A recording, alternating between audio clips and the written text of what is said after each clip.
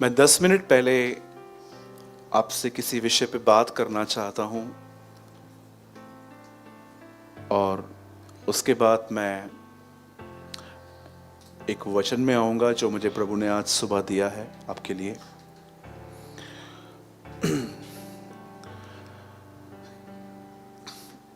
अगर आप सच में अपने परिवार से प्रेम करते हैं, यू लव योर फैमिली, अगर आप सच में अपने मम्मी पापा जो ओल्ड हैं, यंग हैं, या आपके साथ जो भी लोग रहते हैं, अगर आप सच में अपने परिवार से प्रेम करने वाले व्यक्ति हैं, तो मैं आपसे विनती करता हूं, आने वाले 10 मिनट इस वर्ड पे आप एक अटेंशन दें। अगर आप मैरिड सिस्टर हैं और सच में अगर आप अपने पति से प्यार करती हैं और आप चाहते हैं कि उसका उद्धार हो, या आप एक ऐसे भाई हैं जो अपनी पत्नी से प्रेम करते हैं और आप चाहते हो कि वो बचे, तो प्लीज एक अटेंशन दीजिए।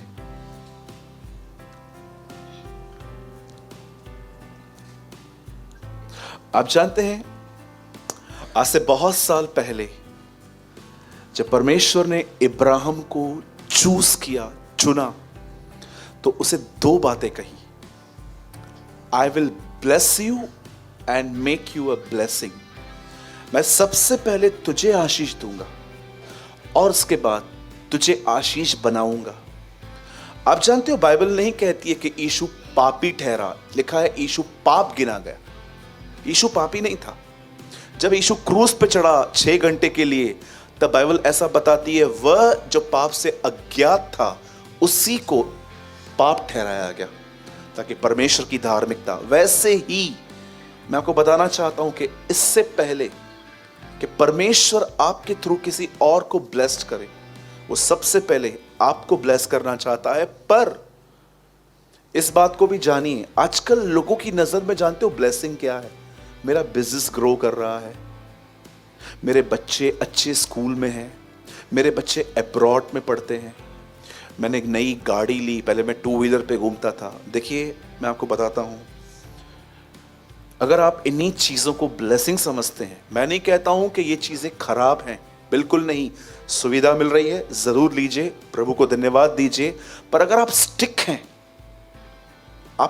हैं इन चीज़ों से ही, आपने, तो मैं कहूँगा जो 7 कलर्स का रेनबो होता है ना, जो नूहा को दिखाया गया था, तो आप सिर्फ एक ही कलर को जानते हैं, इन्हीं चीज़ों को। आप जानते हो, रियल ब्लेसिंग जो परमेश्वर इब्राहिम को देना चाहता था, और वो चाहता था कि वो इब्राहिम के वंशज को भी मिले, वो क्या थी? इससे पहले कि परमेश्वर किसी और को ब्लेस करे, वो सबसे पहले आपको करता है। लेकिन वो आपके अंदर उससे पहले आपके अंदर एक काम करना चाहता है। आज बहुत सारी जो प्रेयर्स हैं वो आउटसाइड हैं। मैं गलत नहीं कहता हूं इनको, बट मुझे लगता है कि आप एक ही चीज को होल्ड करके रखोगे तो आप बहुत सारी और चीजें मिस कर सकते हो। मैं आपको एक सिंपल बात बताता हूं। परमेश्वर इब्राहिम से कहता है मैं तुझे आशीष दूंगा और मैं तुझे आशीष बनाऊंगा। लेकिन बहुत कम लोग जानते हैं ये वचन जो प्रभु ने इब्राहिम से कहा था, 75 में कहा। और आप ध्यान दीजिएगा, 45 साल या 40 साल प्रभु इब्राहिम के अंदर काम करता रहा। उसके बाद प्रभु ने, जब वो अपने बेटे को मारने पर ही था, तब प्रभु ने कहा अब मैं तुझे निश्चय आशीष दूंगा, कंफर्म। मुझे बताइए, इतने सालों में प्रभु उसके अंदर क्या काम करता रहा? जरा सोचिए। जब प्रभु ने उसको बुलाया था 75 की एज में, तब प्रभु ने कहा था मैं तुझे आशीष दूंगा, इब्राहिम अपने घर को छोड़ और मैं तुझे आशीष बनाऊंगा। लेकिन आपको पता है, यह बात फिर से कभी रिपीट हुई जब वो अपने बच्चे को मारने पर था। परमेश्वर इब्राहिम से कहता है अब मैं तुझे निश्चय आशीष दूंगा। इतने साल प्रभु ने उसके अंदर क्या काम किया? वही काम वो आपके अंदर करना चाहता है। आप में से कितने लोग की बात जानते हैं? मूसा ने एक बार एक पत्थर को तोड़ा, उसमें से क्या निकला? चलो बताओ। और किस किस चीज को पत्थर कहा गया? यीशु को पत्थर कहा गया है, वो राजमिस्त्रियों का पत्थर है। कितने लोगों ने यह पढ़ा है, मैं तुम्हारे अंदर से मांस पत्थर का दिल निकालकर। पुराने नियम में जब लकड़ी मारी गई, चट्टान टूटी। अब ये इधर टूटेगा नहीं तो पानी कैसे निकलेगा? मुझे बताइए। परमेश्वर कई बार आपके पत्थर के दिल को तोड़कर उसमें से कुछ निकालना चाहता है, लेकिन जब वो तोड़ता है ना, लोग भाग जाते। एक बच्चे को ऐसे आशीष दे रहा था कोई एल्डर, जीते रहो बढ़ते जाओ, जीते रहो बढ़ते जाओ। बच्चे ने बोला वो तो ठीक है, तुम बर्दाश्त कर पाओगे? कभी कभी लोग है ना, जो मुंह से बोलते हैं ना, उसका अर्थ भी नहीं जानते। मैं आपको पूछता हूं, अगर आप कहते हो प्रभु मुझे अपनी तरह बनाओ, तो जब वो आपको अपनी तरह बनाना शुरू करता है तो उसको बनाने देते हो? आप जिस दिन ये प्रार्थना करोगे ना, प्रभु मुझे अपनी तरह बना, उस दिन ही घर के अंदर कुछ ना कुछ होगा।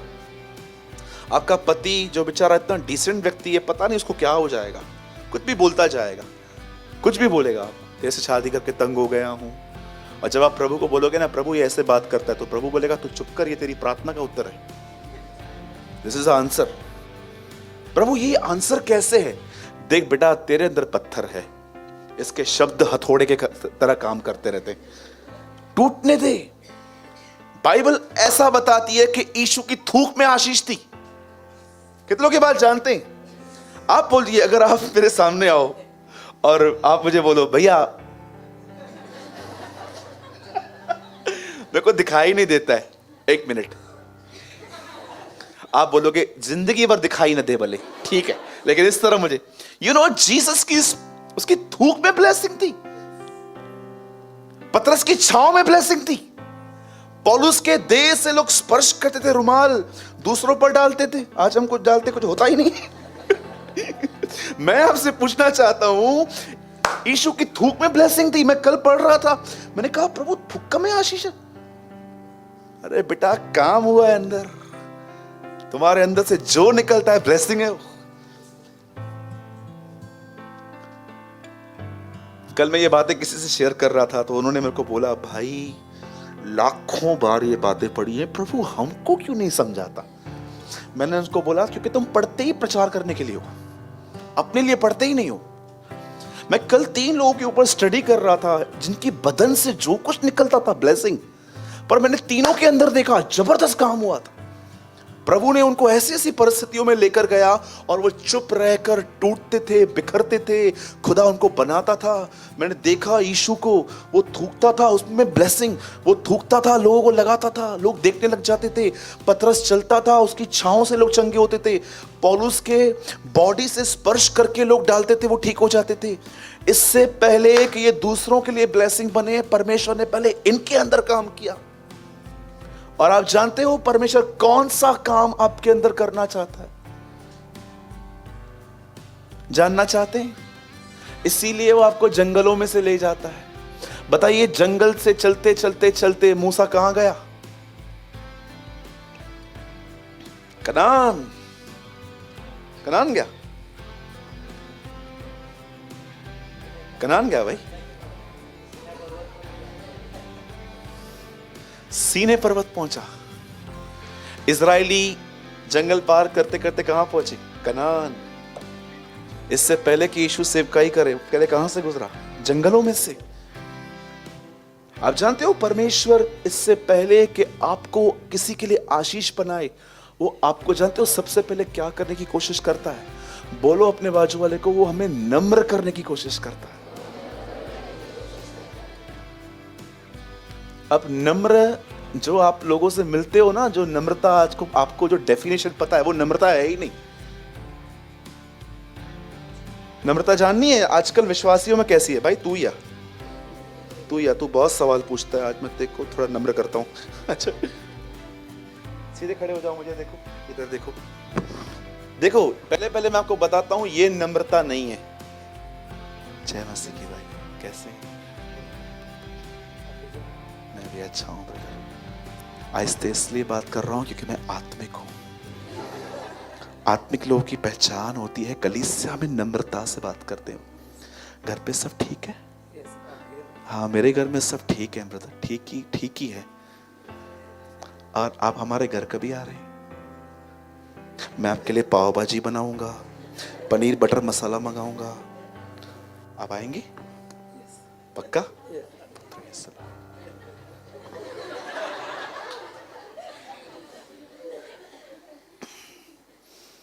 बोलो अपने बाजू वाले को, ये नम्रता नहीं है। बोलो ये इज्जत है। थैंक्स भाई, थैंक यू। ये क्या है? अब प्रॉब्लम ये है ना, मूसा को हम यीशु समझ लेते हैं। ये इज्जत है। नम्रता जानते क्या होती है? कि मैं इन भाई साहब से बुरा बात करूं, उसके बाद भी इनके बिहेवियर में मेरे लिए कोई नफरत नहीं है। वो कहता है he is my elder brother, वो मेरा पास्टर है, डांटा तो क्या हुआ, मेरे भले के लिए किया ना। इस तरह के लोग नम्र होते। इधर आप दो वर्ड किसको देखो, आपको next day praise the Lord नहीं बोलेंगे, निकल जाएंगे चुपचाप, या तो किसी और के सामने उल्टी करेंगे कि इसका बिहेवियर बदल गया है। आप नम्र नहीं हो। एटलीस्ट आप एक अच्छे विश्वासी हैं, लेकिन ये फल आपके अंदर से गायब है। इससे पहले कि परमेश्वर आपको किसी के लिए ब्लेसिंग बनाए, तो मैं आपको बताना चाहता हूं, सबसे पहले वो आपको उन जगहों से ले जाता है जहां आपका स्वयं खत्म हो, जो आपका स्वार्थ पूरा हो। I will bless you and make you a blessing. मैं तुझे आशीष दूंगा। उसके बाद देखिए, अरे मैं आपको सच बताता हूं, आपका हाथ रखना किसके लिए ब्लेसिंग होगा। आप किस पे हाथ रखेंगे, मैं बिलीव करता हूं कि आपके हाथ इंस्ट्रूमेंट्स होंगे हीलिंग के। आपके हाथ किसको चंगाई देंगे? क्या ही सुहावने हैं वो पांव जो सुसमाचार के लिए चलते हैं। बाइबल बताती है आपको परमेश्वर सुसमाचार के लिए उपयोग करेगा। आपके हाथ जो होते हैं वो चंगाई के लिए होंगी। अरे मैं तो एक अनॉइंटेड पर्सन को जानता हूं, ही इज फ्रॉम, वो साउथ साइड रहते हैं। आप ट्रस्ट कीजिए, वो बीमारों को सामने खड़ा करते हैं और जानते क्या करते हैं, उन सबको बोलते हैं मेरी तरफ देखो, और सबको बोलते हैं घूर के देखो, और लोग ऐसे जैसे घूर के उसको देखते हैं ना, वो भी घूर के देखता है। और उसके बाद वो उनको बोलता है अपनी बॉडी चेक करो, सब चंगे हो जाते हैं। आंखों से अनॉइंटिंग निकलती है। सोचो परमेश्वर को कितना लिमिटेड कर दिया है हमने। पर इससे पहले कि आपकी थूक, आपकी छांव, आपके बदन से कुछ स्पर्श लग के दूसरे लोग ब्लेस्ड हों, उससे पहले परमेश्वर को आपके अंदर काम करने दो, उसको नम्र करने दो। आलोचना से नफरत मत करो, उससे प्रेम करो। जब लोग आपके लिए बुरा भला कहें ना, मस्त ये ब्लेसिंग है आपके लिए, प्रभु आपके अंदर काम कर रहा है। क्या मजा है क्या उसके बगैर भी। और आप जानते हैं किसके लिए लोग बोलते हैं? बोलो जो काम करते हैं। अगर लोग आपकी आलोचना करते हैं, इसका मतलब सच में आप काम कर रहे हो। जो नहीं करते उनके लिए कोई क्यों कुछ बोलेगा, आप कुछ करते ही नहीं हो। राइट? बोलो यीशु मसीह की। कितने लोगों ने बातें समझी? यीशु की थूक में ब्लेसिंग थी। पौलुस के देह से लोग स्पर्श करके लोगों पर डालते थे, वो ठीक हो जाते थे। पतरस की छांव में आशीष थी। पर उससे पहले पढ़िए, प्रभु ने उनके अंदर कुछ काम किया, और काम ये था कि प्रभु ने उनके ईगो को खत्म किया, प्रभु ने उनको हम्बल किया। पत्थर टूटा तब पानी निकला। आमीन। ओके, चलिए आगे बढ़ते हैं।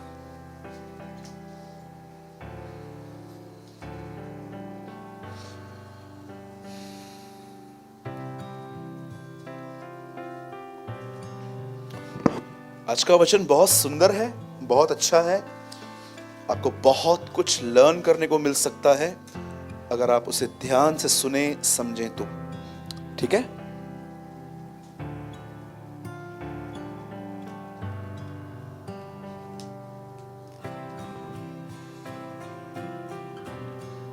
रोमियो 4 अध्याय, रोमन्स चैप्टर 4। आज टीचिंग है बहुत अच्छी, आप इस पे ध्यान दें।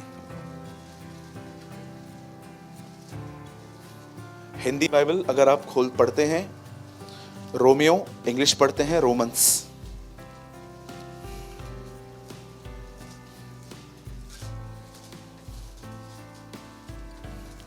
उसका चौथा अध्याय, चैप्टर 4।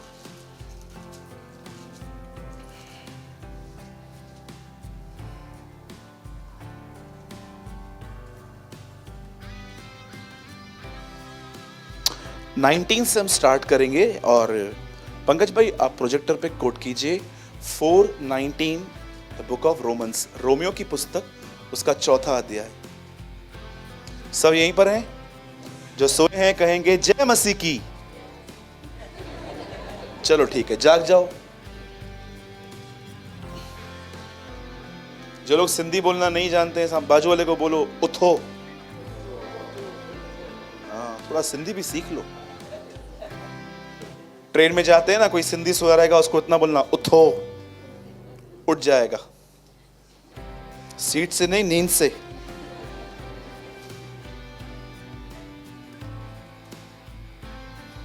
सबने खोला रोमियो 4 अध्याय, उसका 19वां वचन। वह जो 100 वर्ष का था, अपने मरे हुए से शरीर और सारा के गर्भ की मरी हुई की सी दिशा जानकर भी विश्वास में निर्बल, ब्रदर ERV,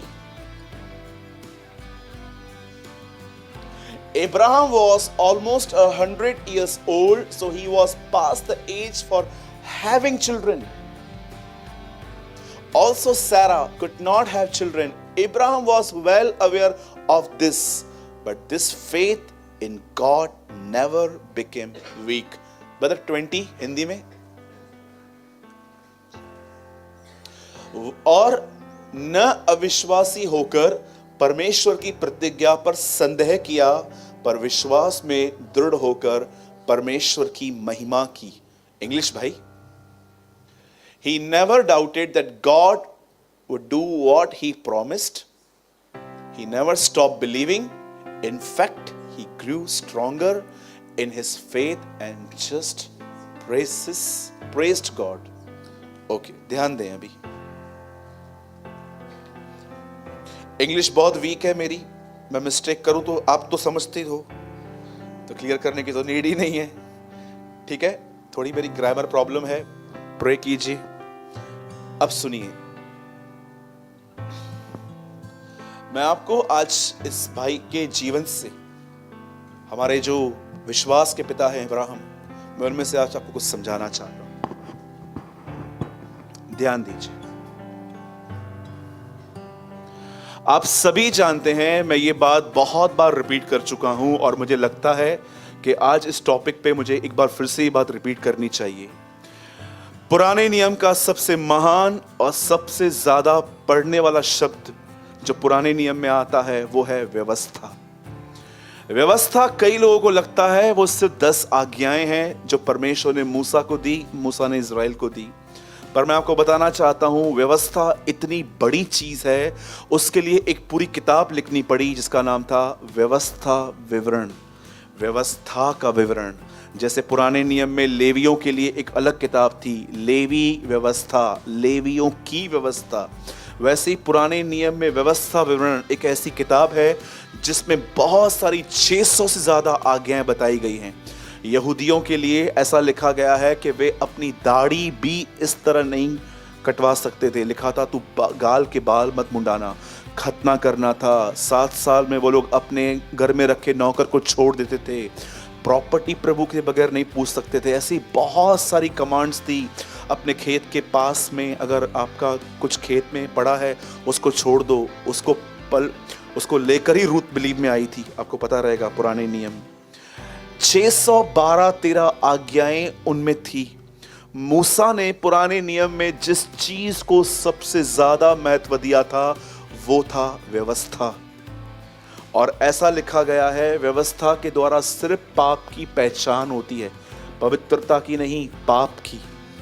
लेकिन अगर आप नए नियम में आओ तो प्रभु यीशु मसीह जो एक नई वाचा का सेवक था, आप सभी जानते हैं कि यीशु ने पहली बार ऐसा कहा जब वो प्रभु भोज खा रहा था, तो उसने कहा यह लहू मेरे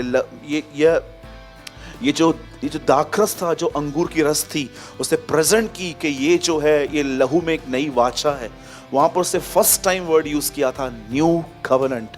नई वाचा। और आप जानते हो, यीशु ने अपने दिनों में व्यवस्था का नहीं परंतु विश्वास का प्रचार किया। आप में से कितने लोगों ने बाइबल को पढ़ते समय नोटिस किया कि यीशु लोगों के फेथ को ग्लोरी देता था। आप कई जगहों पे पढ़ सकते हो कि यीशु ने लोगों को ठीक करने के बाद उनको ये नहीं कहा मैंने ठीक किया, उनको ये कहता था तुम्हारा फेथ था इसलिए हुआ। आप जानते हो, नया नियम फेथ पर बहुत जोर देता है। पर मैं आपको बताना चाहता हूं कि फेथ अगर एक व्यक्ति में होता है तो उस व्यक्ति का जीवन कैसे होता है।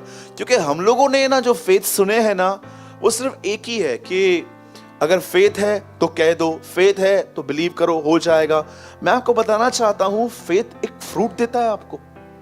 और अगर फेथ है और ये फ्रूट नहीं है तो मैं आपको बताना चाहता हूं, आप इनसाइट लैक हो, आप कुछ खो रहे हो।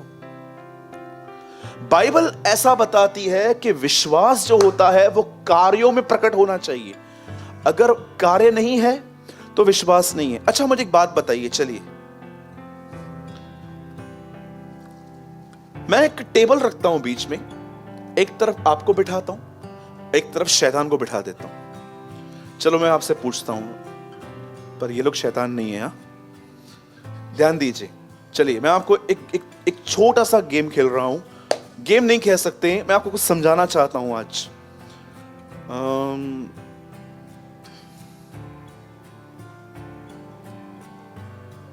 आकाश भाई बैठे हैं यहां पर, सुनिए।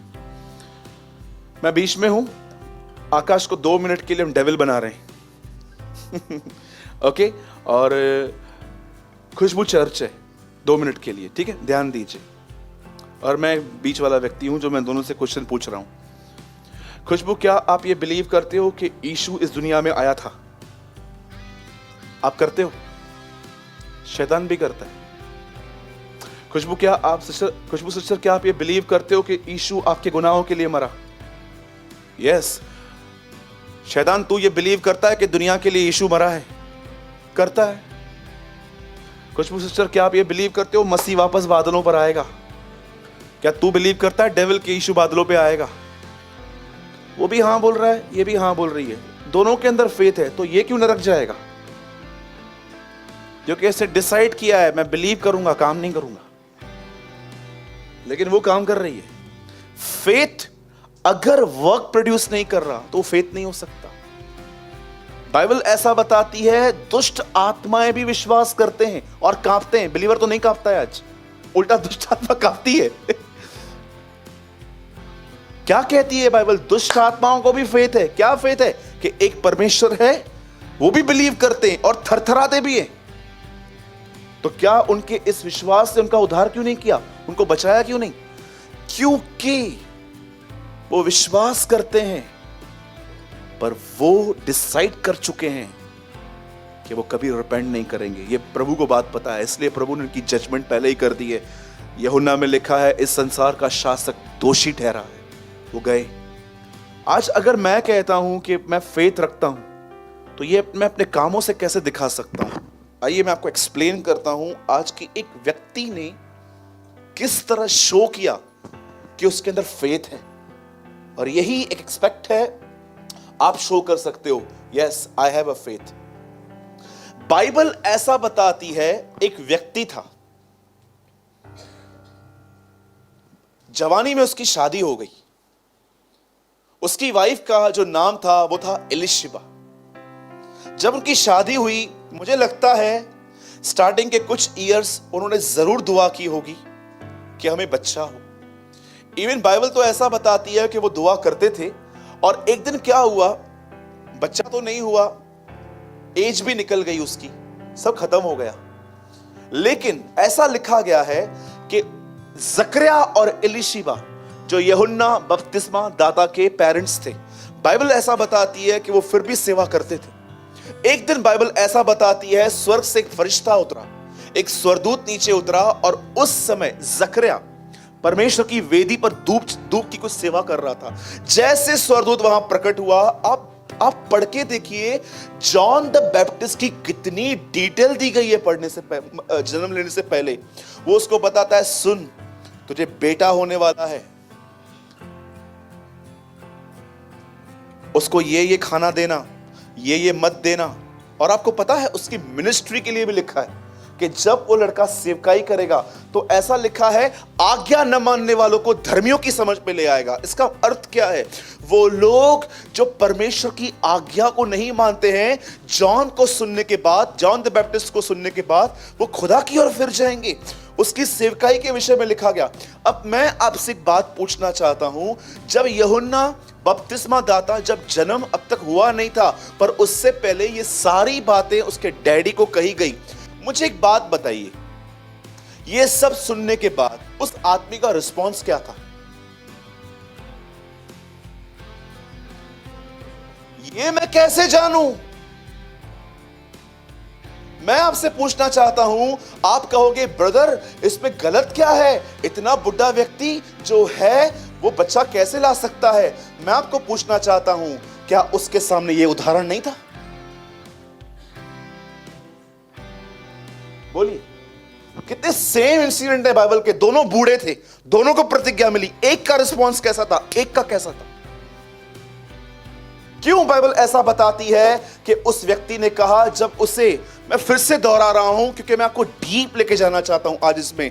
बाइबल बताती है एक आदमी था, उसकी शादी हुई, उसकी वाइफ का नाम एलिशिबा था, रॉयल प्रीस्टहुड थे ये लोग, बहुत अच्छे घराने के लोग थे ये। वचन कहता है इन्हें बच्चा नहीं हो रहा था, लेकिन बुढ़ापे में एक स्वर्गदूत उसके जकरिया से मिलने आया, उसने उसका सब कुछ बताया, तुझे बेटा होगा, तू उसको मदिरा मत पिलाना, बचपन से पवित्र आत्मा से परिपूर्ण होगा, एलिया की आत्मा उसके ऊपर होगी, ये होगा वो होगा, सब बता दिया।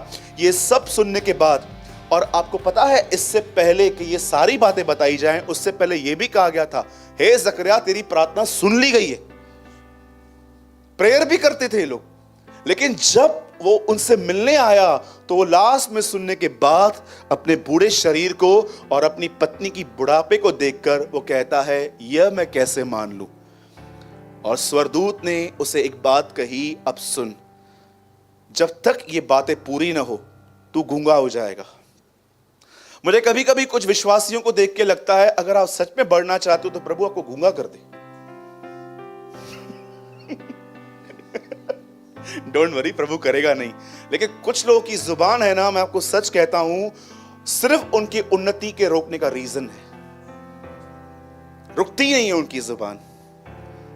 मैं कभी कभी सोचता हूं कि वो जब 9 महीने जब वो चुप रहा होगा, भले घर में सन्नाटा होगा, कभी कभी आप भी किसको देखते बोलते होंगे ना, काश ये गूंगा हो जाए, सारा दिन बोलता रहता है। आप जानते हो बाइबल क्या बताती है? उसने इस तरह रिस्पॉन्स किया, मैं कैसे मान लूं? अब आप कहोगे ब्रदर वो तो बूढ़ा था, कैसे हो सकता है? तो मैं आपको पूछना चाहता हूं, क्या इब्राहिम को जब प्रतिज्ञा पहुंची थी तो क्या वो जवान था?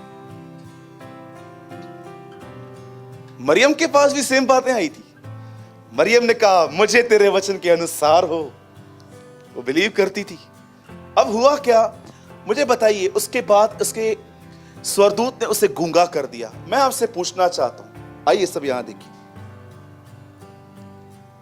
आप में से कितने लोग इन वचनों के अंदर एक व्यक्ति का अनफेथ देख रहे हैं? अविश्वास, जो बहुत सारे विश्वासियों में है, जिन्हें मैं कहता हूं विश्वास करने वाले अविश्वासी, अविश्वास करने वाले विश्वासी। मैं आपसे एक सवाल पूछता हूं, आइए सब ध्यान दीजिए। एक व्यक्ति को प्रतिज्ञा मिली है, उसे बेटा होगा, पर वो कहता है ये कैसे होगा? आप मुझे बताइए, आप इस पूरे पैसेज में उस व्यक्ति का अविश्वास कैसे देख रहे हो? मैं आपको बताना चाहता हूं, अगर आपको लगता है ना कि आपको व्यभिचार, गाली, गंदे काम खुदा से दूर लेके जाते हैं, तो मैं आपको बताना चाहता हूं, एक्चुअली आप सबको ये पता है, पर कितने लोगों ने ये वचन पढ़ा है? आप सब यहां देखिए खाली। ब्रदर एक वचन लगाइए, इब्रानियों का 3 अध्याय उसका 12 वचन देखिए, यहां पर लिखा क्या है। आइए ये लोग यहां पर भी जो बैठे हैं वो भी देखिए। हे भाइयों चौकस रहो कि तुम में ऐसा बुरा और अविश्वासी न मन हो जो तुम्हें जीवित परमेश्वर से दूर ले जाए। आप जानते हो अविश्वास आपको परमेश्वर से दूर ले जाता है। यहां लिखा है, हे भाइयों चौकस रहो, तुम में व्यभिचारी, हत्यारा, चुगली मारने वाला मन न हो, जो तुम्हें जीवित खुदा से दूर ले जाए। लिखा है अविश्वासी मन न हो। बाइबल बताती है अविश्वास एक आदमी को परमेश्वर से दूर ले जाता है। मैंने बहुत साल तक ये वचन नहीं समझा था। मैं पढ़ता था, मैं बोलता था प्रभु मैं तो सोचता हूं खाली बड़े बड़े पाप मुझे तुझसे दूर लेके जाते, ये कौन सा पाप है? चिंता आपको खुदा से दूर ले जाती है। जानते हो अविश्वासी आदमी कैसे पहचाना जाता है? भले ही आपके ऊपर टैग लगा हुआ है, मैं 9 साल पहले बिलीव में आया हूं, मैं 10 साल पहले बिलीव में आया था, मैंने बपतिस्मा लिया था, सो व्हाट? जानते हो एक व्यक्ति कैसे पहचाना जाता है कि इसके अंदर फेथ नहीं है? मैं आपको बताता हूं। पहली चीज, वो व्यक्ति जिसके अंदर विश्वास नहीं है, जिसके अंदर अविश्वास है, आप उसको विदाउट प्रेयर अपने रास्ते निकालते हुए देखोगे। वो प्रेयर नहीं करते। जानते हो प्रेयर कब करते हैं? जब उनके सारे एफर्ट्स फेल जाते हैं, उसके बाद वो प्रेयर करते हैं। या तो किसको बोल देंगे तू मेरे लिए प्रेयर करना। ये एक अविश्वासी व्यक्ति का साइन है। मैंने कितने लोग देखे हैं, वो स्टार्ट प्रेयर से नहीं करते हैं, वो एंड प्रेयर पे करते हैं। कितनी गलत बात है ये कि आप देखिए, सब यहां देखिए अभी कितने लोग ये बात जानते हैं को जो व्यक्ति ये समझता है कि मैं गिर सकता हूं, जिस आदमी को अगर कोई ऐसा व्यक्ति है, जैसे कि मैं आपको समझाना चाहता हूं, जैसे मेरे वर्ड्स नहीं मिल रहे हैं कि मैं आपको कैसे समझाऊं, कि बहुत सारे जो लोग हैं ना, इस चीज को वो ठीक से समझ नहीं पाते हैं। अविश्वास क्या होता है, कैसे वो परमेश्वर से आपको खुदा से दूर ले जाता है। सबसे पहले अविश्वासी व्यक्ति का एक साइन जानते क्या है? आप उन्हें घुटनों पर नहीं, आप उनको हमेशा चलते हुए पाओगे। हमेशा कुछ भी मिलेगा ना, चलना मैं चलता हूं करके देता हूं, चलना मैं करके देता हूं। मैं आपसे पूछना चाहता हूं, क्या आप खड़े रहने से पहले आप नीज पे आते हैं और प्रभु को यह कहते हैं, प्रभु मैं बुद्धिमान हूं, मैं ताकतवर हूं, मैं इंटेलिजेंट हूं, धन्यवाद कि तूने मुझे दिया है, फिर भी मैं इस पे नहीं आप पे निर्भर हूं। मैं आपसे पूछना चाहता हूं कि जब यीशु 12 चेलों को चुन रहा था, तो उससे पहले क्या किया था? सारी रात उसने प्रार्थना की थी। आप बिलीव कर सकते हो, एक सिद्ध व्यक्ति अपने आप पर नहीं, परमेश्वर की लीड पे डिपेंड था कि तू मुझे बता कि इन 12 में से कौन है। आप सोचिए, ऐसा तो नहीं है कि आप जो हैं एक अविश्वासी मन में चल रहे हैं। आप देखो, हम एक ऐसे व्यक्ति से मिल रहे हैं आज, जो व्यक्ति दुआएं करता था पर उसे ईमान नहीं था। इससे बाइबल एक शब्द में कहती है, बक बक। पतरस जेल में था, छूट के आया, नॉकिंग की, दरवाजा खोला, एक लेडी ने बोला कौन? बोला मैं पतरस। अंदर गया, कलीसिया लोला के प्रार्थना कर रही थी, और वो लेडी आके कहती है उठो, पतरस आ गया। जानते हो भीड़ क्या कहती है? तू पागल है। कितनी बड़ी बात है, प्रेयर कर रहे थे, फेथ नहीं था। आज बहुत सारे लोग आपको देखो, वो सिर्फ आंसू बहा रहे हैं, प्रभु ये कब आएंगे बिलीव में, प्रभु ये कब होगा, प्रभु ये कब होगा। मैं आपसे पूछना चाहता हूं, क्या आपको लगता है सिर्फ आपके आंसू आपकी प्रार्थना को खुदा तक पहुंचाते हैं?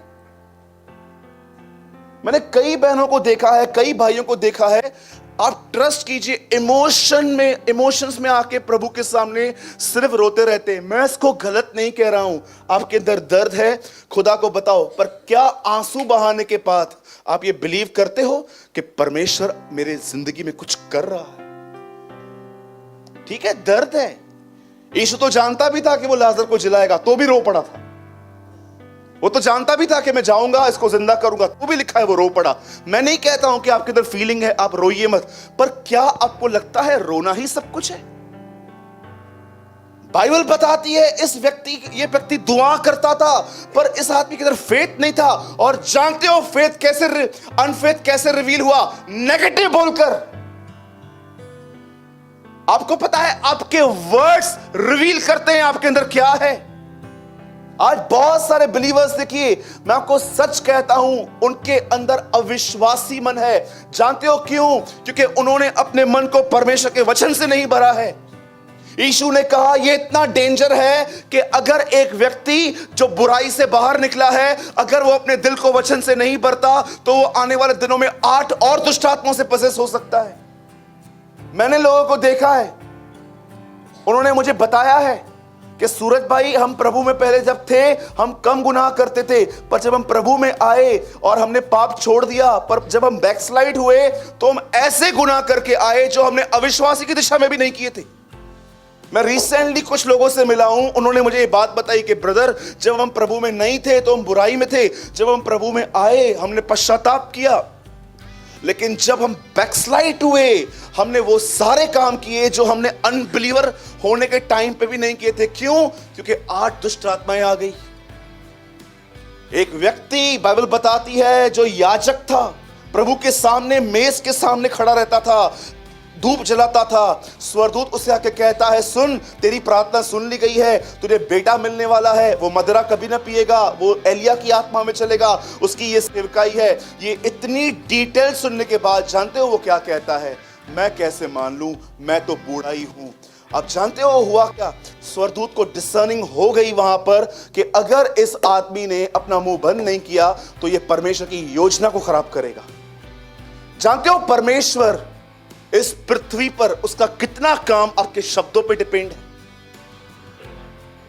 मैं आपको सच कहता हूं, आप घर जाके देखो, आप घर जाओ, आप अपने बच्चे को देखो, अगर वो डिम है, डिस्टर्ब है, आप उससे मिलो और उसके सर पे हाथ रख के कहो, मेरे बेटे, मेरी बेटी, परमेश्वर तेरे साथ है, आज तू जो काम करेगा देखना उसमें तेरे को सफलता मिलेगी। आप अपने बच्चे के अंदर एक एनर्जी देखेंगे, वो ऐसे काम करेगा। लेकिन सोचो, आप घर पे आके ही बोलते हो, तू है ही डफर, तू कुछ करता किधर है, बस तेरे को उठना है, नाश्ता खाना है, टीवी के सामने बैठ के तुझे देखना है। मुझे आप एक बात बताओ, अगर आप जो बोलते हो आप वही तो काटोगे। बाइबल बताती है शब्दों में जीवन है।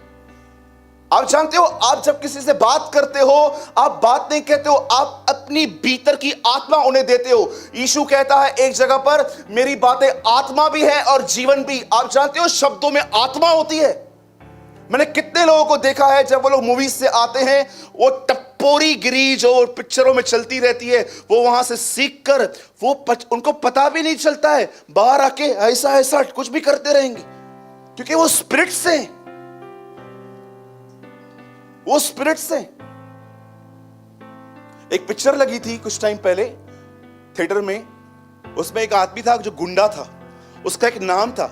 उसके बाद मैंने देखा वो नाम इतना फेमस हुआ उस गुंडे का, बहुत सारे रिक्शा वाले भाइयों ने अपने पीछे उसका नाम लिख दिया था कि ये अपना आइडल है, पता भी नहीं चला।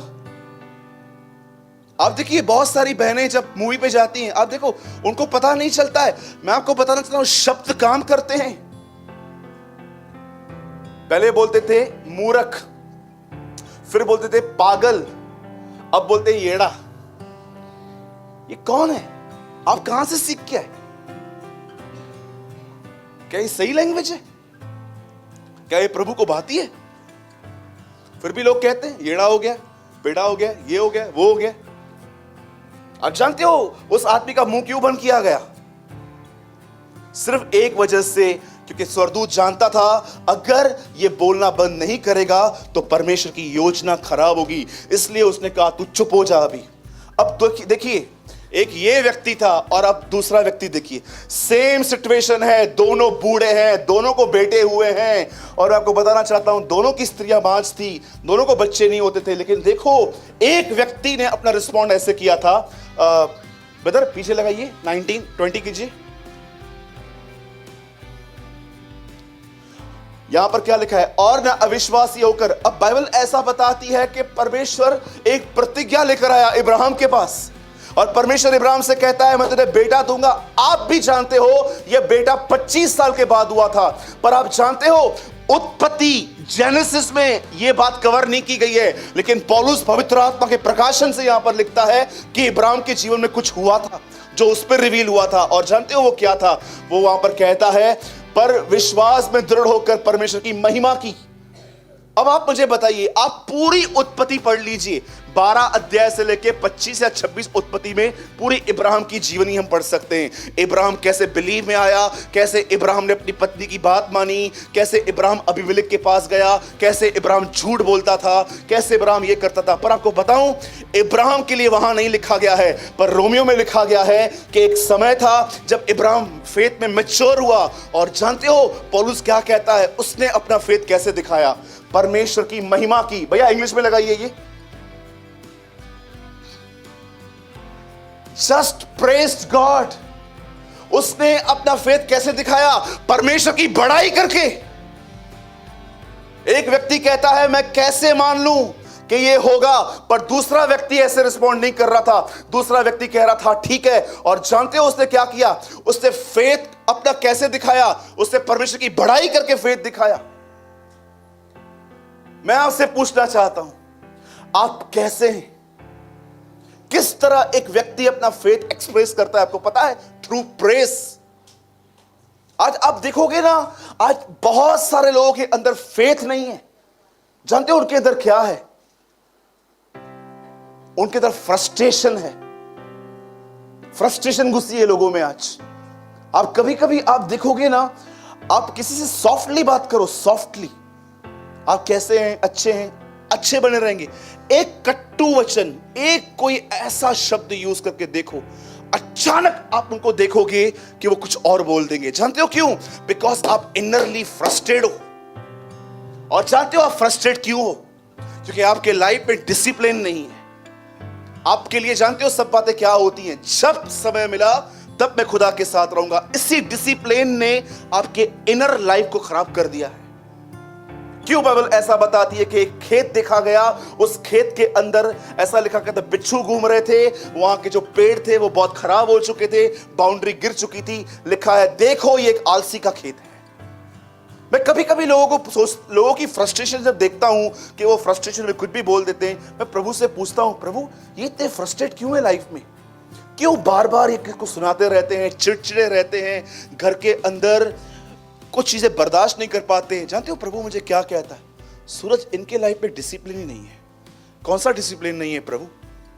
इनके लिए मैं चौथे और 5वें नंबर पे आता हूं। इनके लिए सबसे पहले जानते हैं क्या है? इनका परिवार, उसके बाद इनके फाइनेंस, उसके बाद इनके दोस्त। अरे तू प्रेयर के टाइम पे इनको कॉल कर और बोल लोनावाला घूमने के लिए जाना है, प्रेयर पे नहीं बैठेंगे, तेरे साथ चलेंगे ये लोग। क्योंकि इन्होंने मुझे कैजुअली लिया है। इनको पता ही नहीं है कि इनके जीवन का पहला हिस्सा मैं हूं, वहीं से सब शुरू होता है। आज मैं आपसे बात पूछना चाहता हूं, यहां पर जितने भी लोग यहां पर बैठे हैं, आप इस बात को जानते हैं? बाइबल ऐसा बताती है एक समय था जब परमेश्वर इब्राहिम से कहता है मैं तुझे बेटा दूंगा। आपको मैं बताना चाहता हूं इब्राहिम ने कितनी गलतियां की हैं स्टार्टिंग के डेज में। वो झूठ बोलता था। कई बार जब वो देखता था कि यहां पर अनाज नहीं है, लेकिन प्रभु ने उसको खड़े रहने के लिए कहा है, कभी कभी वो आगे बढ़ जाता था। लिखा है उसने अकाल महसूस किया और वो आगे बढ़ गया, और आगे मिस्र था, वहां से मुसीबतें लेकर आया अपने लिए। आपको पता है इब्राहिम कितनी गलतियां करता था, लेकिन ये उसकी लाइफ का बेस्ट पार्ट है कि एक समय था जब वो फेथ में ग्रू हुआ, वो आगे बढ़ा, फेथ में स्ट्रांग बना। और आप जानते हो उसने अपना फेथ कैसे शेयर किया? प्रेस करके। आइए मैं आपसे एक सवाल पूछता हूं। अब यहां पर जितने भी लोग बैठे हैं, वन क्वेश्चन, अगर आप ये देखते हो कि आपके अंदर फ्रस्ट्रेशन है, फेथ नहीं है, मैं आपसे पूछना चाहता हूं आप क्या स्टेप लोगे आज? मैं अपनी कंडीशन जानता हूं। आपको पता है कितना इंपॉर्टेंट है फेथ? आपको क्या लगता है जीवन आज सरल है, क्या कल भी सरल बना रहेगा? आपको क्या लगता है अगर आज सरल है तो क्या कल भी सरल ही रहेगा? मैं आपको बताना चाहता हूं, यीशु ने नहीं कहा है आंधी, यीशु ने कहा है आंधियां आएंगी, तूफान आएंगे, लहरें लगेंगी, मैं आपसे पूछना चाहता हूं, अगर आप ये देख रहे हो, सूरज भाई मैं आपको सच बता रहा हूं, सच बता रही हूं, मैं चर्च में आती हूं, मैं नॉर्मल रहती हूं, पर एक टाइम आता है मैं ऐसे फट पड़ती हूं किसी चीजों पर कि मुझे समझ में ही नहीं आता है कि मैं हूं ये, मैं कैसे हूं ये। मैं आपको बताना चाहता हूं, फेथ नहीं है ये फ्रस्ट्रेशन है। और आज मैं आपको फ्रस्ट्रेशन से बाहर आने की एक चाबी देता हूं। सुनिए, प्लीज ध्यान से सुनिए। मैं चाहता हूं कि आप आने वाले दिनों में एक ऐसे व्यक्ति बनो जो डिस्करेजमेंट के वर्ड्स नहीं लेकिन प्रेस करने वाले व्यक्ति बने। मैं चाहता हूं कि आप सीखो कि परमेश्वर को प्रेस करना क्या होता है। आपको पता है प्रेस जैसे आपके मुंह से निकलती है, देखिए मैं क्या कर रहा हूं यहां पर अभी, कितनी लंबी प्रार्थना है मेरी और कितनी छोटी प्रेस है मेरी। स्वर्गीय पिता, मैं दुआ करता हूं, प्रभु तू महान है, तू अनुग्रहकारी है, तू दयालु है, तू विलंब से क्रोध करने वाला है, अति करुणा में परमेश्वर है, तू भला करता है, तू भलाई का खुदा है। प्रभु यीशु मैं दुआ करता हूं यीशु के नाम में, मैं धन्यवाद करता हूं प्रभु, आपने मुझे जिंदा रखा है। प्रभु मुझे ये दीजिए, प्रभु मुझे वो दीजिए। मैं आपसे पूछना चाहता हूं, आपने प्रेस स्टार्ट किया था, बंद क्यों कर दिया आपने? आप इतना जल्दी दुआओं में क्यों चले गए?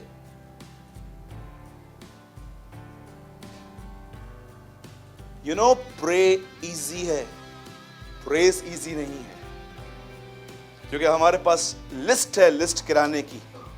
जब हम प्रभु के सामने रहते हैं हम खोल के रख देते, लिखता जा,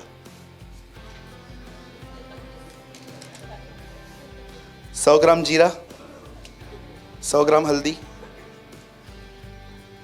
राइस बासमती भेजना, नमक,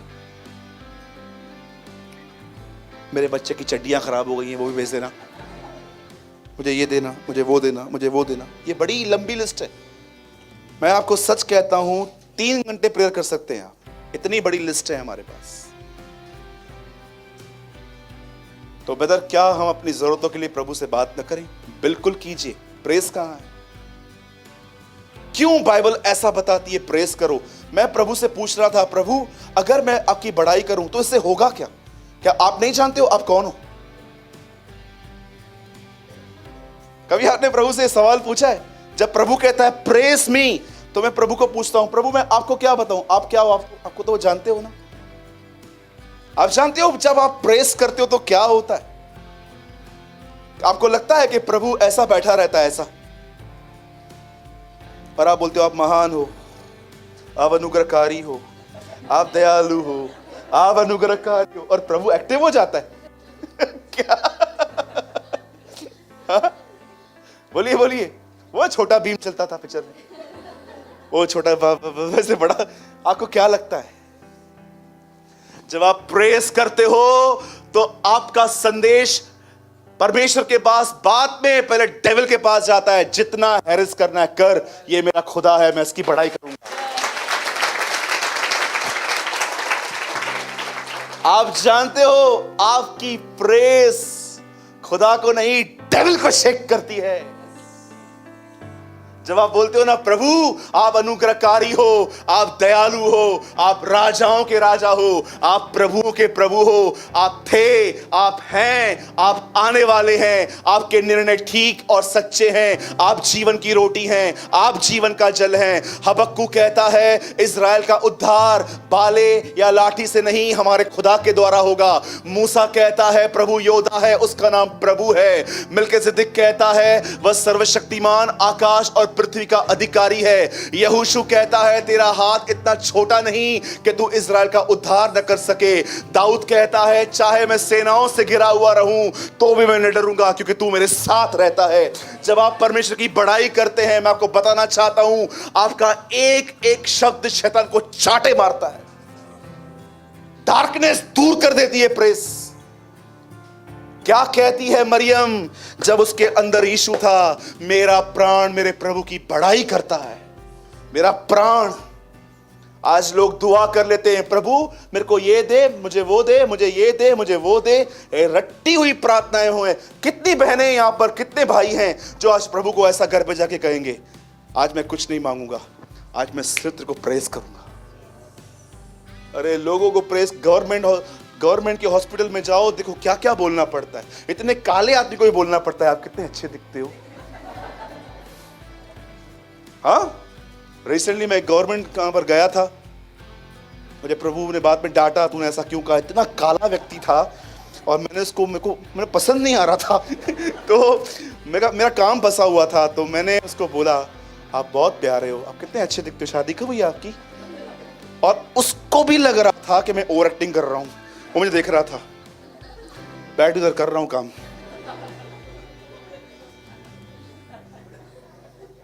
reveal your faith through press. अगर आपके अंदर फेथ है, अब मैं आपको एक लास्ट थिंग बता रहा हूं और हम 5 या 7 मिनट में संदेश पूरा करेंगे। आज प्रभु भोज है ओके, लिसन, मैं आपको बताता हूं, अगर आप फ्रस्ट्रेटेड हैं लाइफ में, किसी ने आपको हर्ट किया है, किसी ने आपको प्रॉमिस किया पूरा नहीं किया, पति आपको बोल के घुमाने लेके नहीं गया, जो भी बातें हैं, अब मैं आपको एक सिंपल बात बता रहा हूं। एक लड़का था, उसका बच्चा बीमार था, यीशु के चेलों के पास ले गए, वो लोग नहीं निकाल पाए, मजबूरन वो व्यक्ति ने क्या किया, यीशु के पास ले गया। यीशु ने एक सिंपल बात कही उससे, क्या हुआ, बोलता है प्रभु मैं लेके तो गया था तेरे चेलों के पास, ये कुछ कर नहीं पाए। यीशु ने कहा उसे मेरे पास लाओ। उसके बाद जानते हो यीशु को क्या कहता है, यदि आप कुछ कर सकें तो करें। यीशु उसे कहता है, ये क्या बात है, विश्वास करने वाले के लिए सब कुछ हो सकता है, एवरीथिंग। उसके बाद उस व्यक्ति ने जो शब्द कहा है, मुझे लगता है कि ये शब्द हमारी आत्मा में लिखा रहना चाहिए। वो कहता है प्रभु मैं विश्वास करता हूं, पर मेरे अविश्वास का भी उपाय कर। मैं कभी कभी प्रभु को ये बोलता हूं, प्रभु मैं विश्वास करता हूं आप मेरे लिए मरे, पर मुझे ये भी विश्वास दो कि फ्यूचर में आप मेरे साथ हैं। क्या ऑनेस्ट प्रेयर है ये। कहते हैं आप प्रभु से, हाँ प्रभु मैं विश्वास करता हूं, मेरे अविश्वास का उपाय करें। आप जानते हो जब आप प्रभु को यह कहते हो ना, मेरे अविश्वास का उपाय, बोलो उपाय। आप जानते हो आप परमेश्वर को क्या कहते हो, मेरे अविश्वास का उपाय करने का अर्थ क्या है। आइए जो जिसको आता है मुझे बताइए। जब आप खुदा से कहते हैं खुदा मेरे अविश्वास का उपाय कर, इसका अर्थ क्या है। आप सिंपल प्रभु को यह कह रहे हैं, प्रभु मेरा फोकस बहुत वीक है, मुझे तेरी ओर देखने में मदद कर। That's called faith. Reveal your faith through praise. और मैं आपको एक एडवाइस देता हूं, मैं चाहता हूं आप सब बाइबल बंद कीजिए अभी।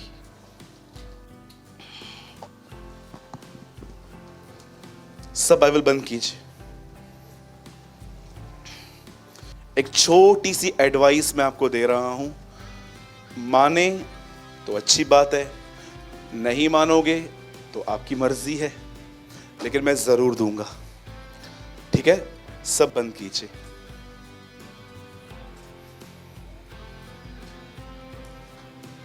ये बात मैं आपको सिर्फ इसलिए सिखा रहा हूं ताकि आप डिस्करेज होने से बचे रहें। ध्यान दीजिए।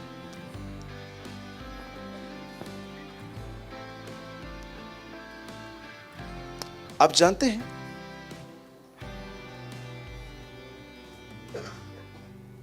परमेश्वर ने इब्राहिम से कहा था मैं तेरे वंश को देश दूंगा। आपने नोटिस किया, प्रतिज्ञा इब्राहिम को मिली थी, निकालकर मूसा गया और अंदर यहोशू ले गया। परमेश्वर ने इब्राहिम से कहा था कि मैं तुझे एक देश दूंगा, तुम लोग अधिकारी हो जाओगे। इब्राहिम मर गया, फिर परमेश्वर ने वही प्रॉमिस रिवील किया मूसा के ऊपर।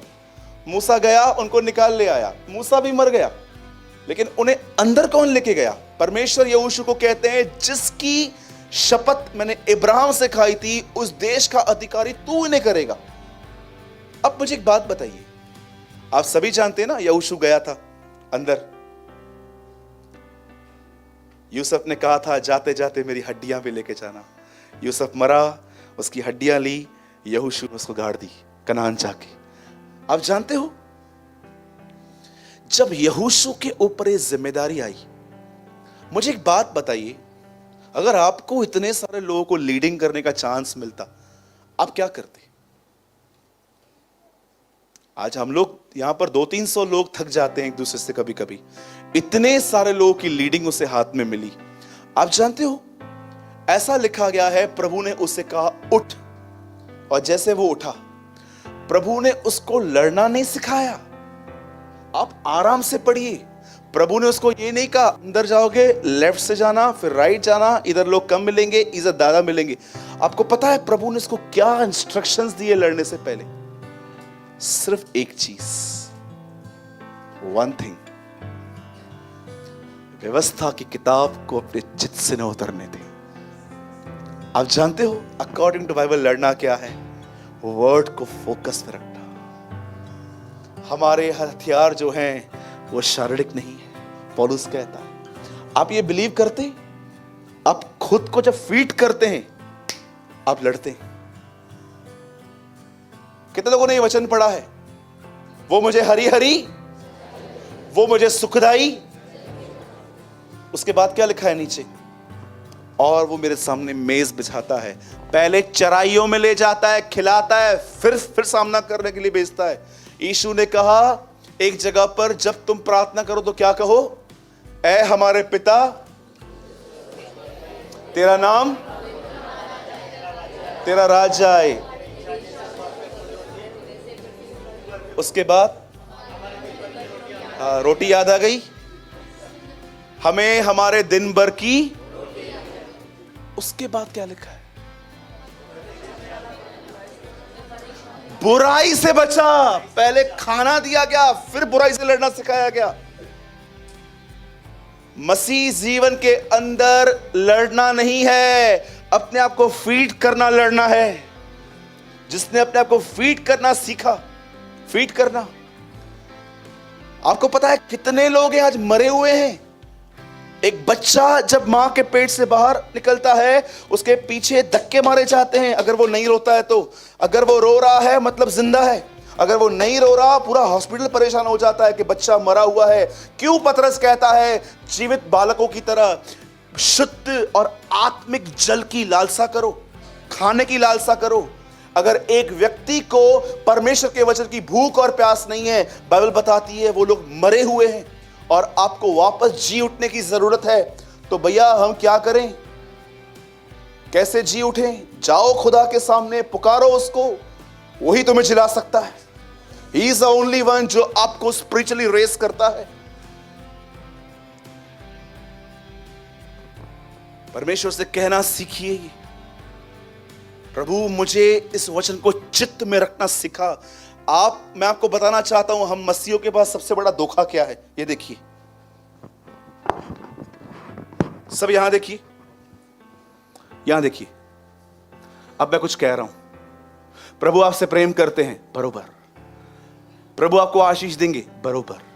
प्रभु आपको ये देंगे, बरोबर। आपने पाया नहीं है अब तक, आपने से समझा है। इसलिए यीशु ने कहा वो दरवाजा छोटा है। इंग्लिश में लिखा है many will understand, few will find.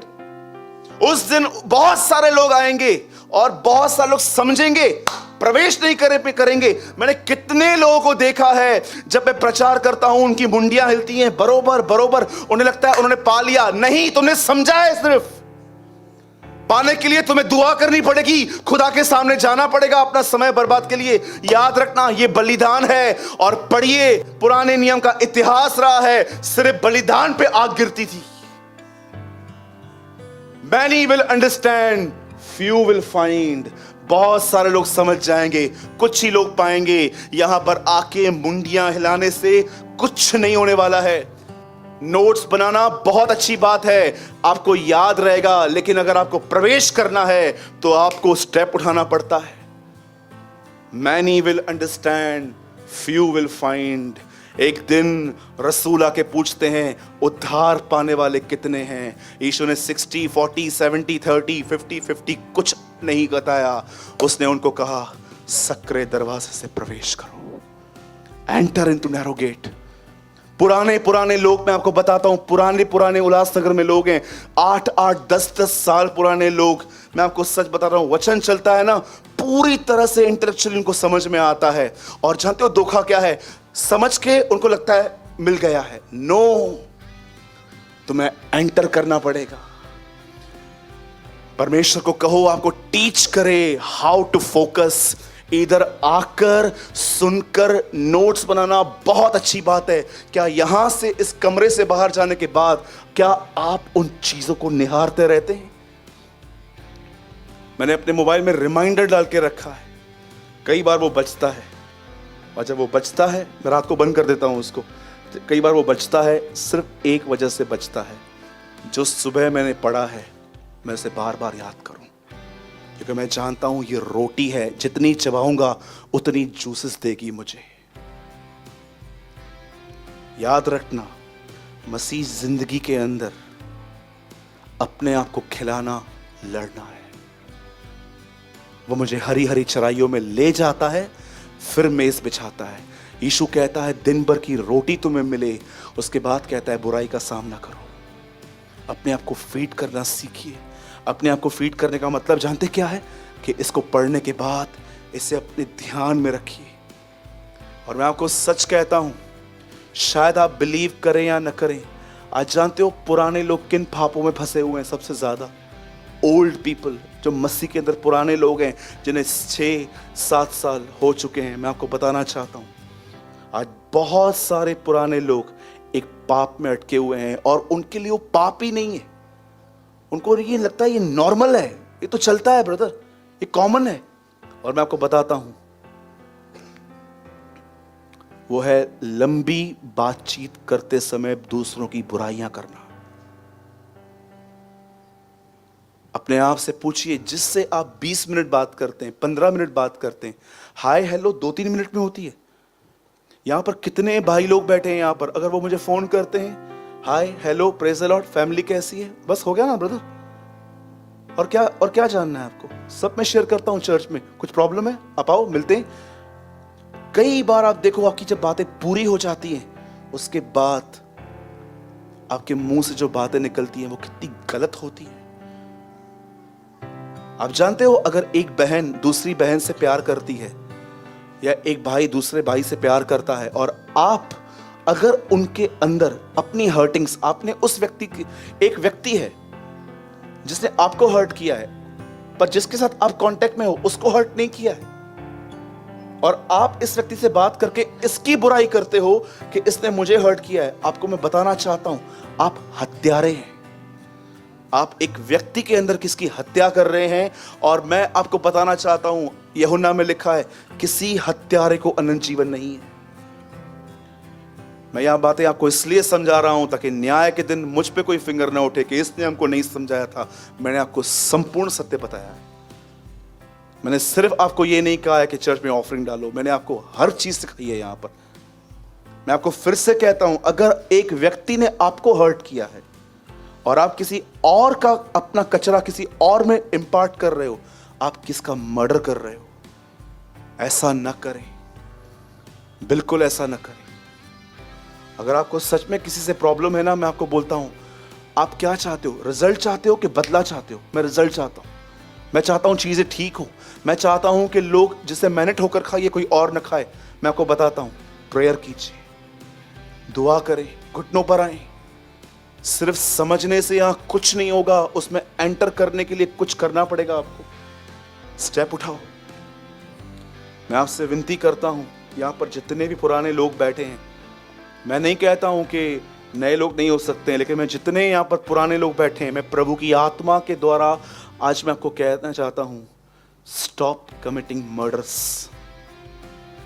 हत्याएं न करें, किसी के लिए कुछ न कहें। आपको क्या लगता है परमेश्वर इग्नोर करेगा? याद रखिएगा, वो पापी से प्रेम करता है, पाप से नहीं। He loves sinner, not sin. और वो आपका बेस्ट फ्रेंड है, इसीलिए वो एक सिनर को रिपेंट करने के लिए कहता है। कभी भी आप देख रहे हो ना, लंबी बातचीतें जिससे भी आपकी हैं, लंबी बातचीत, मैं समझता हूं जहां पर भी हाय हेलो खत्म हो गया, 5-10 मिनट वचन की बात स्टार्ट हुई, उसके बाद आप किसी से भी एक्स्ट्रा बात कर रहे हैं ना, मैं आपको समझाना चाहता हूं, बी अलर्ट। आज पता नहीं क्यों मैं आपको सच कहता हूं, मैं दुआ कर रहा था यहाँ से आने से पहले, मैं प्रभु को कह रहा था, प्रभु मैं आज क्या प्रीच करूं। मुझे प्रभु ने ये सब कहा और मुझे प्रभु ने कहा आज अपने चर्च में खड़े होकर ये बात कहना कि जिन भी लोगों से आपकी लंबी बातचीत होती है, जरा आज जांचिए कि आप hi hello praise the Lord और वचन के बांटने के बाद आप उनसे और क्या बात करते हो। और मैं आपको सच कहता हूं, मुझे कोई इशू नहीं है आपसे। मैं तो आपके व्यक्तिगत जीवन को भी इतना नहीं जानता हूं, पर मैं आपको सच कहता हूं, ये आपके जीवन में एक बहुत बड़ा होल है, जिससे आप जो पा रहे हैं प्रेयर में, सब जा रहा है आपका सब जा रहा है। एक बहुत बड़ा लीकेज है, इसे बंद कीजिए। मैं आपको बताना चाहता हूं, याद रखिए, बुरा मत मानिएगा आप जो मैं कह रहा हूं, जब पवित्र आत्मा शोकित होता है, उसे मनाना इतना आसान नहीं होता। ट्रस्ट मी, मेरा अनुभव है। एक बार जब हम पवित्र आत्मा को शोकित करते हैं, लिखा है तुमने अनुग्रह की आत्मा का अपमान किया। एक बार जब आप उसे शोकित करते हो, मैं आपको सच बताता हूं, उसके बाद उसे मनाना इतना आसान नहीं होता। बहुत सारी कमिटमेंट्स करनी पड़ती हैं फिर कि प्लीज पवित्र आत्मा आप मेरी मदद करें, प्लीज। ये दया है प्रभु की कि उसने आपको नहीं छोड़ा है, वो आपके साथ है। प्लीज मैं आपको फिर से कहता हूं, थर्ड टाइम, किसी से भी अगर लंबी बातचीत करते हो तो आज अपने टॉक को प्यूरिफाई करो, क्लीन करो उसे। और मैं यीशु के नाम से कहता हूं, अगर आप किसी के साथ, आपका कोई बेस्ट फ्रेंड है, आपको उससे बात करना अच्छा लगता है, या आप देख रहे हो कि आपको सच्चाई पता चल गई है, लेकिन आप जिसके साथ हो वो सीरियस नहीं है, मैं आपको कहना चाहता हूं, बी अलर्ट। उनको बोलना सीखिए कि प्लीज हमने चर्च में कुछ लर्न किया है, हमें वो फॉलो करना चाहिए। मैं आपकी भलाई के लिए कह रहा हूं।